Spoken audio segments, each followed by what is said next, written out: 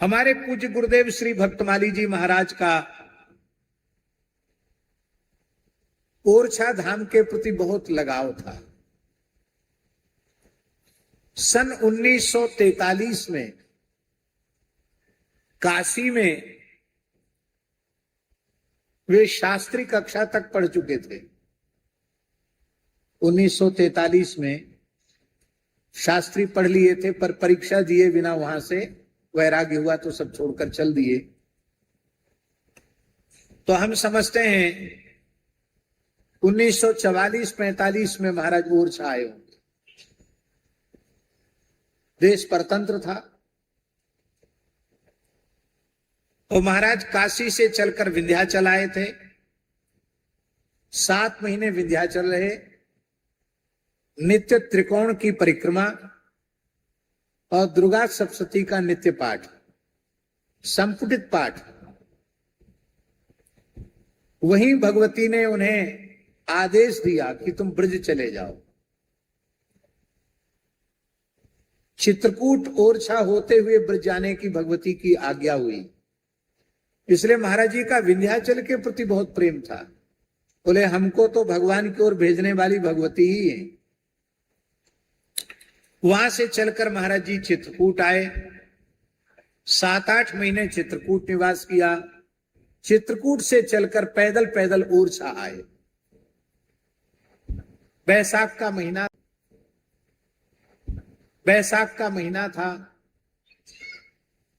गर्मी होती है बैसाख में।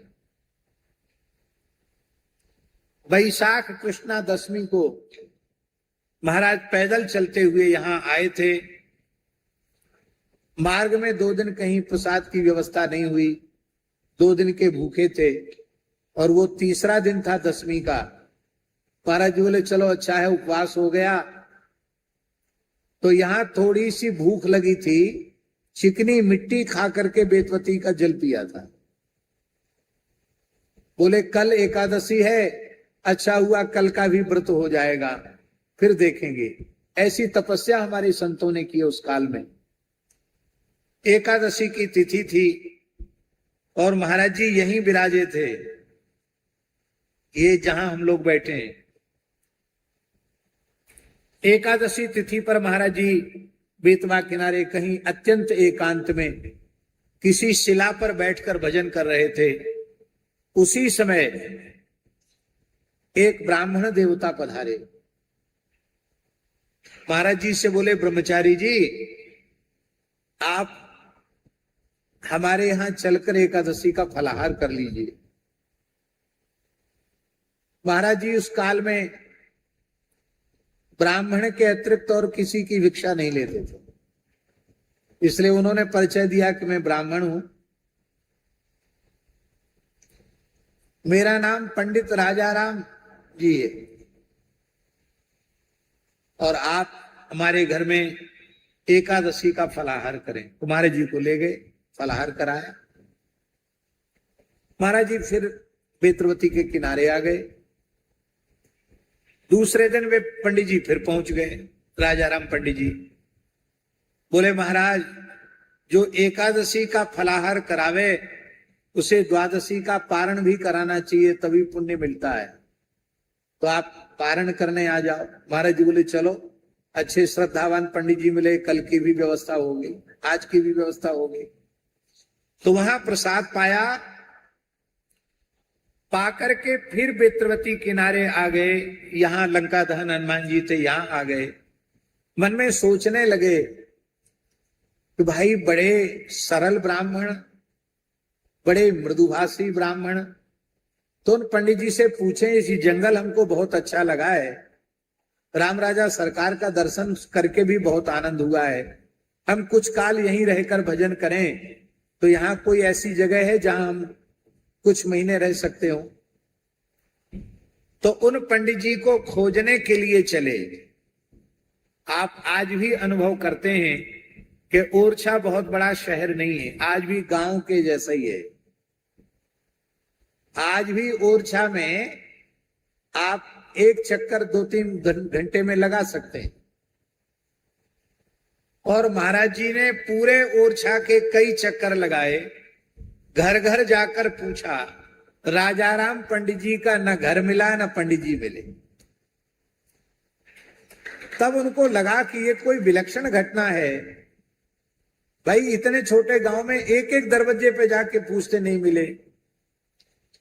तब रात्रि का समय था, द्वादशी तिथि की बात है, और महाराज जी ने, गुरुदेव ने मंदिर के पुजारी जी से पूछा, राम राजा सरकार के, सरकार पंडित जी यहाँ कोई राजाराम पंडित जी नाम के पंडित जी हैं क्या? 2 दिन हमने उनके यहाँ प्रसाद पाई, एकादशी का फलाहार किया, द्वादशी को पारण भी किया, और खोजने से मिल नहीं रहे हैं। आपकी जानकारी में हो तो आप बताएं। तो उनके नेत्र सजल हो गए। बोले आज मध्याह्न में हम तनिक हमारी आंख लगी तो राम राजा सरकार ने मुझे स्वप्न में दर्शन दे करके कहा कि 2 दिन की सेवा तो मैंने कर दी है उनकी, एकादशी का फलाहार और द्वादशी का पारण। अब वे पूछने आवेंगे तुम्हारे पास तो उनकी मंदिर में ही व्यवस्था कर देना, उनको नित्य हमारा राजभोग और नित्य ब्यारू प्रसाद मिले। रोते हुए उन्होंने कहा कि आपके लिए तो भगवान की आज्ञा हुई है, आप यहीं विराजें। तो फिर महाराज जी 7 महीने राम राजा सरकार के मंदिर में ही रहे। उस समय रियासतों का विलय नहीं हुआ था। उस समय ओरछा में राम राजा सरकार का दर्शन करने संत आते थे, उनको मंदिर में ही आसन लगाने की जगह मिल जाती थी। महाराज जी बोले बिना सेवा किए हम यहां नहीं रह सकते। ये बात बहुत ध्यान दे करके सुनने समझने की है। साधकों को, संतों को विशेष रूप में स्वामी जी बात सुननी चाहिए। महाराज जी ने कहा बिना सेवा किए हुए हम यहां नहीं रह सकते, हमको सेवा बताओ तो हम यहां रहेंगे, नहीं तो हम यहां नहीं रहेंगे। क्योंकि प्रसाद पाएं और शरीर से कुछ सेवा न करें यह संभव नहीं। तो महाराज जी का शरीर पवित्र कान्य कुब्ज विप्र कुल का था। तो उन्होंने कहा कि आप क्या सेवा कर सकते हैं? तो महाराज जी ने कहा हम रसोई बहुत अच्छी बनाते हैं, झाड़ू लगा लेंगे, जो कहोगे सो करेंगे। बोले आप ब्राह्मण देवता हैं, ब्रह्मचारी हैं, यहाँ राम राजा सरकार का भंडार बनाया कर रसोई। महाराज जी तो बहुत प्रसन्न थे कि राम जी की प्रत्यक्ष सेवा मिल गई। तो 7-8 महीने तक भंडारी के रूप में महाराज जी ने राम राजा सरकार में सेवा की। तो महाराज जी का बहुत लगाव ओरछा से था। जब जब बुंदेलखंड की यात्राएं होती थी तो पूज्य गुरुदेव ओरछा अवश्य पधारते थे। भगवत धाम प्रयाण के 5-6 महीने पहले भी महाराज जी यहां आए। अगहन मास में महाराज जी यहां आए, अगहन में। और अगहन, पूस, माघ, फागुन, चैत, बैसाख, जेठ मास में महाराज जी का ज्येष्ठ शुक्ल पंचमी को भगवत धाम चले गए। तो ठीक 6 महीने पहले भी महाराज जी यहां आए। और उसके पहले महाराज जी ने कहा कि देखो ओरछा में होटल बहुत बन रहे हैं, विदेशी पर्यटक बहुत आता है, विषयी भोगी लोगों का स्थान ओरछा बनता चला जा रहा है। साधु संत महात्मा आते हैं, झांसी में रुकते हैं, तब यहां आकर दर्शन करते हैं। यहां संतों को आसन रखने की कोई जगह नहीं। तो बोले एक ओरछा में आश्रम होना चाहिए। कहीं से कोई अतिथि संत महापुरुष आवे तो उनको यहां आसन रखने की जगह मिले और उनको आदर पूर्वक प्रसाद पवाया जाए। जब तक चाहें तब तक यहां विराजें। तो यहां गौ सेवा, संत सेवा होनी चाहिए, महाराज जी का भाव। पर दास का विरक्त वेश पूज्य सर्व समर्थ सदगुरुदेव योगीराज परम तपस्वी श्री पहाड़ी बाबा महाराज से 1995 में हमारा विरक्त वेश हो चुका था, संन्यास दीक्षा हो चुकी थी। तो साधुओं की एक मर्यादा है, जिस क्षेत्र में उनका जन्म हो उस क्षेत्र से दूर रहना चाहिए। तुलसी तहां न जाइए जहां जन्म को ठाव, ज्ञान ध्यान पूछे नहीं, धरे पुरानो नाव। तो हमारी रुचि इस क्षेत्र में आने की बिल्कुल नहीं थी। और महाराज जी आज्ञा कर रहे थे तो मेरे मन में बड़ा संकोच था। हमने कहा महाराज जी हम तो वहां रहेंगे नहीं, हमको आना जाना नहीं, कौन रहेगा? महाराज जी बोले एक खपरेल मकान ही बना दो, एक घड़े में आटा रख दो, एक घड़े में नमक और एक बोरी में आलू।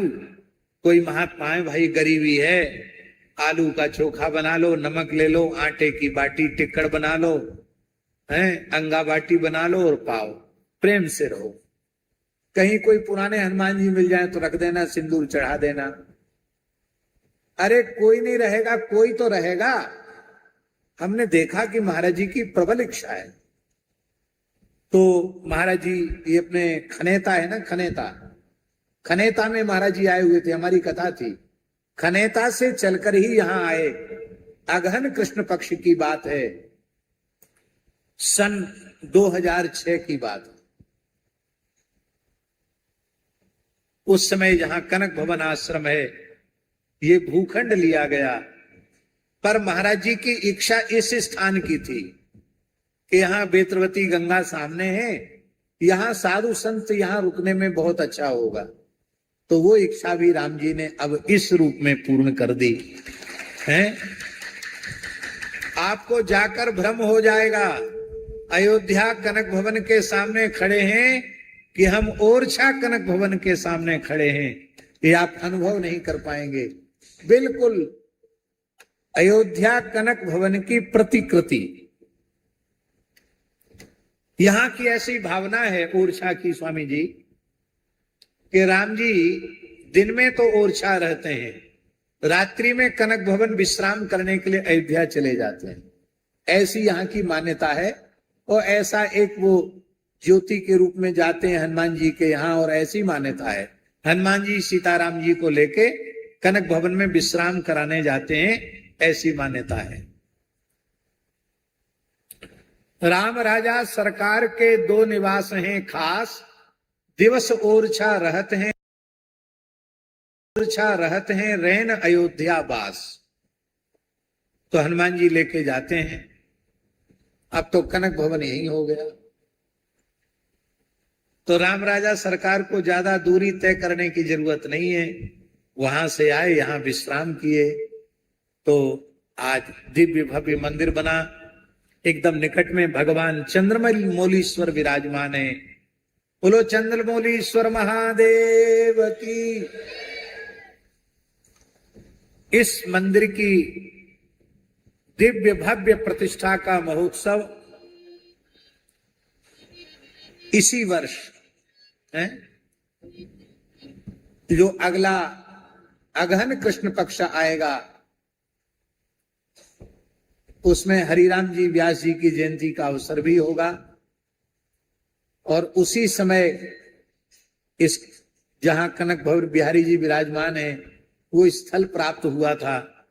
तो संयोग की बात है कि उसी समय में ही वहां से कनक भवन बिहारिणी बिहारी जी अपने निज मंदिर में महल में आकर विराजेंगे। गुरुदेव भी यहाँ विराजमान हो जाएंगे। जो अतिथि निवास के रूप में रहेगा और ये मंदिर के रूप में रहेगा। और संपूर्ण संत सेवा अतिथि सत्कार का क्रम तो यहाँ चलेगा ही, साथ ही हमने ऐसी एक भावना भगवत प्रेरणा से व्यक्त की है श्री हनुमान जी के चरणों में, और लोगों को कहा है कि आप लोग इस पर कार्य कीजिए। हमारे मन का भाव है कि यहां जिस दिन कनक बिहारी जी विराजमान होंगे, उसी दिन से अखंड विजय मंत्र का संकीर्तन आरंभ होगा। श्री राम जय जय राम, इस विजय मंत्र का संकीर्तन आरंभ होगा। उसकी परिकल्पना इस प्रकार की है तो बुंदेलखंड के 365 गांवों का चयन किया जाएगा। कितने गांव? और एक दिन एक गांव की सेवा रहेगी कीर्तन की। वो कीर्तन करते हुए वहां से आएंगे और फिर यहाँ 24 घंटे कीर्तन करके कीर्तन करते हुए जाएंगे। फिर दूसरे दिन जिस गांव की बारी होगी दूसरे दिन वो गांव आएगा। इस प्रकार से 365 गांव के लोग यहाँ आवेंगे और उनका जो लोग चाहेंगे कि हम अपनी तरफ से भगवान को भोग लगाएं, भंडारा करें, उनको भी ये स्वतंत्रता है। नहीं तो कनक बिहारी जी की ओर से 1000 आओ 2000 आओ, सबको प्रसाद की यहाँ व्यवस्था होगी। और इस तरह से नाम महाराज का जागरण, क्योंकि कली नाम काम तरु राम को, दलनिहार दारिद दुकाल दुख, सारी समस्याओं का समाधान भगवान नाम संकीर्तन से हो जाता है। तो यहाँ चंद्रमौलीश्वर मंदिर में भगवान का अखंड विजय मंत्र संकीर्तन आरंभ हो जाएगा। हनुमान जी को अत्यंत प्रिय है। अब तक कितने गांव हो चुके हैं? कहां गए कमलेश जी?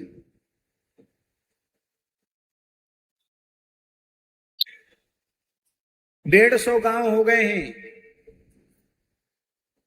उन गांव के लोगों की भी एक बैठक इस बीच में बुला लेना, सबका समय और सबका लिखना शुरू कर दिया जाए, सबको समय दे दिया जाए, तारीख तिथि दे दी जाए।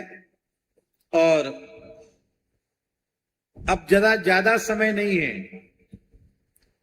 भादों की पूर्णिमा के पहले पहले तक 365 गांव निश्चित हो जाने चाहिए।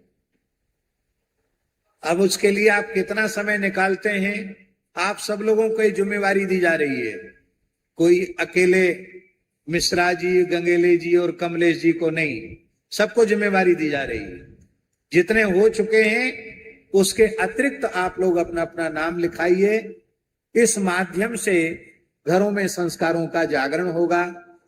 हमारे मन में माता जी एक भाव और है कि जिन गांव के लोगों को ऐसी सामर्थ्य नहीं है, उनको एक छोटा माइक सेट, एक ढोलक, हारमोनियम, झाल, मंजीरा वो भी दिया जाएगा, जिससे वो अपने गांव में भी कीर्तन करें और जब आवे तब यहां संकीर्तन करें। इस प्रकार की बात है मन में। तो निश्चित ही प्रेम बंसल जी और पुष्पा जी, उनका पूरा परिवार बहुत भाग्यशाली है कि ऐसे पवित्र अवसर पर भागवत जी की कथा हो रही। बहुत प्रसन्नता की बात है। वैसे इस बार 3-4 दिन का ही उत्सव करने का मन था, लेकिन पूज्य गुरुदेव भक्तमाली जी का कुछ ऐसा दिव्य संकेत किसी साधक को मिला कि पूरा 7 दिन होनी चाहिए कथा, और उसके बाद ही